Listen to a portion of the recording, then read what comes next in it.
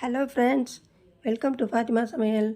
இன்றைக்கி ஃபாத்திமா சமையலில் மட்டன் பிரியாணி வாங்க, அது எப்படி செய்கிறது அப்படிங்கிறது பார்க்கலாம். நான் ஆல்ரெடி நிறைய மட்டன் பிரியாணி, சிக்கன் பிரியாணி எல்லா பிரியாணியுமே விட்டுருக்கேன். என்னோடய லிங்க்கில் போய் பாருங்கள். இப்போ நம்ம மட்டன் பிரியாணி நம்ம 3/4 கிலோ, அதாவது 3 டம்ளர் அரிசி, 700 கிராம் அரிசிக்கு நான் சீரக சம்பா அரிசியில் செய்ய போகிறேன். இப்போ நம்ம அதுக்கு 200, அதாவது இப்போ ஒரு 100 மில்லி ஆயில் விட்டுருக்கேன்.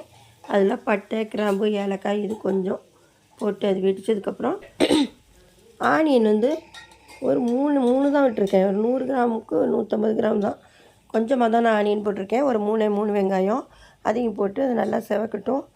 பச்சை மிளகா ஒரு 3 பச்சை மிளகா அதில் தான் போட்டு நல்லா செவந்துருச்சு. இப்போ வெங்காயம் இது கூட இப்போ கொத்தமல்லி இலை கட் பண்ணி வச்சது, கொஞ்சம் புதினா இதுவும் அதோடு சேர்த்துக்கலாம்.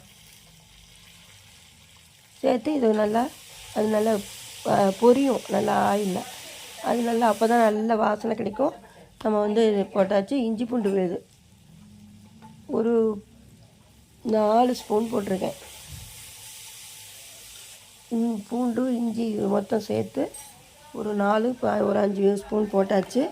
இப்போ தக்காளி நான் ரொம்ப கொஞ்சம் தான், 3 தக்காளி தான், ஒரு 150 கிராம் தக்காளி தான் போடுறேன். தக்காளி ஒரு 150 கிராம் தக்காளி, ஒரு ஃபுல்லாக ஒரு ஸ்பூனு கரம் மசாலா அது போட்டுக்கலாம்.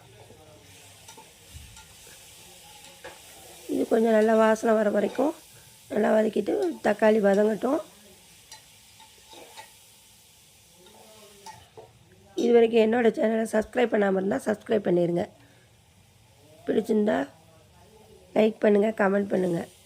இப்போ 1 கிலோ மட்டன்,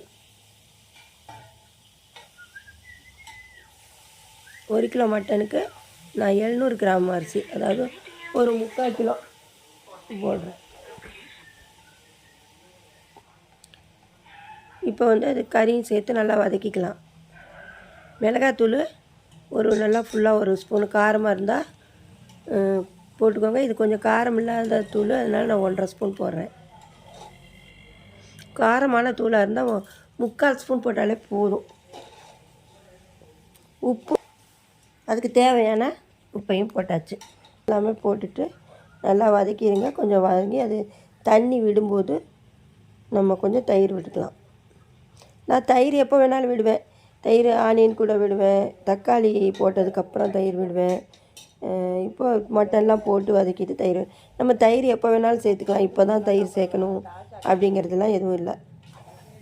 இப்போ தயிர் நல்லா மட்டன்லாம் எல்லாம் வதங்கிட்டு, மட்டன் வதங்கிட்டு இருக்கிறப்ப நான் தயிர் விட்டுருக்கேன்.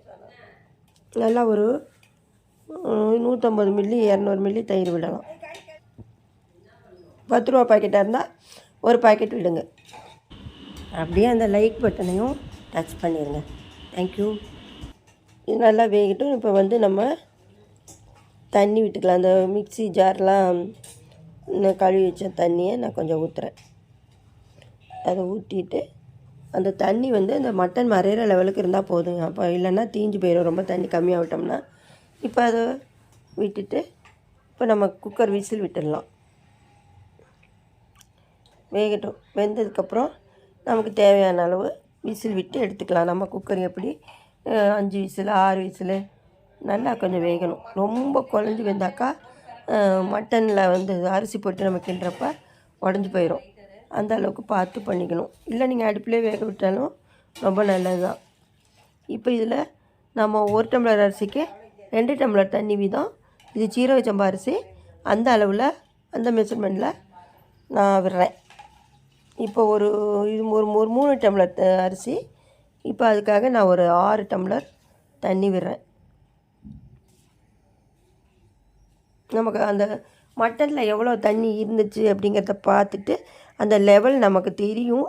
அந்த அளவுக்கு நான் விட்டுருக்கேன். உங்களுக்கு தெரியாதவங்களாக இருந்தால் மட்டனை எடுத்துக்கிட்டு அந்த தண்ணியை அளந்துட்டு அதுக்கப்புறமா தண்ணியை கொஞ்சம் எதுக்கு குறைச்சி விட்டுக்கோங்க. இப்போ அரிசியை போட்டுடலாம். நல்லா கழுவி 1 ஹவர் ஊறிடுச்சு சீரக சம்பா. அதை இதோடு சேர்த்து கொதிக்க விடலாம். மட்டன் பிரியாணிங்கிறது என்ன தான் சிக்கன் பிரியாணியாக இருந்தாலும் மட்டன் பிரியாணியோட டேஸ்ட்டு சிக்கனில் வராது. அது ஒரு டேஸ்ட்டு, இது ஒரு டேஸ்ட்டு. இருந்தாலும் நிறைய பேருக்கு வந்து மட்டன் பிரியாணின்னா நல்லா விரும்பி சாப்பிடுவாங்க. பாருங்கள், இப்போ நல்லா கொதிச்சிட்ருக்கு. இது வெந்துட்டுருக்கட்டும். இப்போ லெமன் ஜூஸ் அது நல்லா நான் ஒரு பழம் பிழிஞ்சுக்கிட்டுறேன். ஒரு மீடியம் சைஸ் பழம் லெமனு, அதை வந்து நான் புழிஞ்சு விட்டாச்சு. உப்பும் போட்டுக்கலாம் அரிசிக்கு. முதல்ல கறிக்கு போட்டோம், இப்போ அது போகாது. இப்போ அரிசிக்கு தகுந்த உப்பு போட்டுக்கலாம். இது வேகட்டும். இப்படி கொதித்து வந்ததுக்கப்புறம் நமக்கு தெரியும், அது தம் போடுற லெவல் வரப்போ நம்ம மூடியை போட்டுட்டு அடியில் வந்து நான் எப்போவுமே இதுக்காகவே ஒரு தவா ஒன்று வச்சுருக்கேன். அதை வந்து அடியில் வச்சுட்டு அது சூடு ஏற்றியும் வச்சுக்கலாம், இல்லை இதில் மேலேயும் வச்சுக்கலாம்.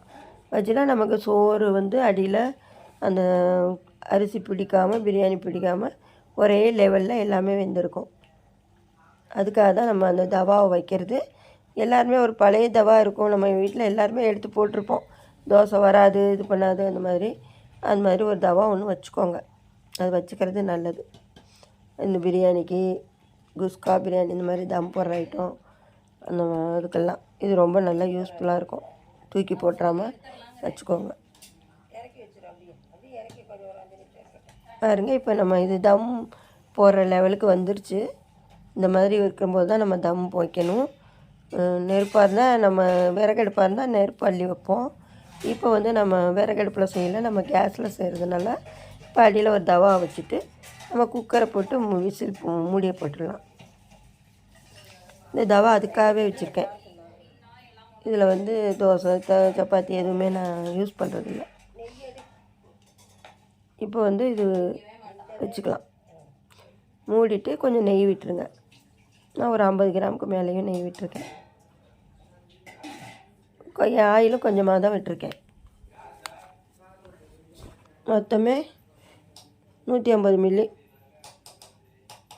வரும், அவ்வளோதான். நெய்யும் போட்டுட்டு நம்ம இப்போ மூடி வச்சு விசில் விட்டுடலாம். இந்த சாப்பாடு பிரியாணி சூப்பராக இருக்கும். ரொம்ப ரொம்ப டேஸ்டியாக, வெரி டேஸ்டி. நீங்கள் சாப்பிட்டு பார்த்தீங்கன்னா தெரியும்.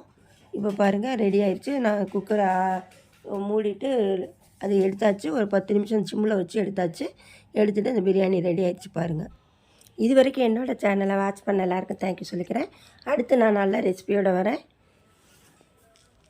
பாருங்கள், மட்டன் பிரியாணி செஞ்சுட்டு லைக் பண்ணுங்கள், கமெண்ட் பண்ணுங்கள். தேங்க்யூ, பாய்.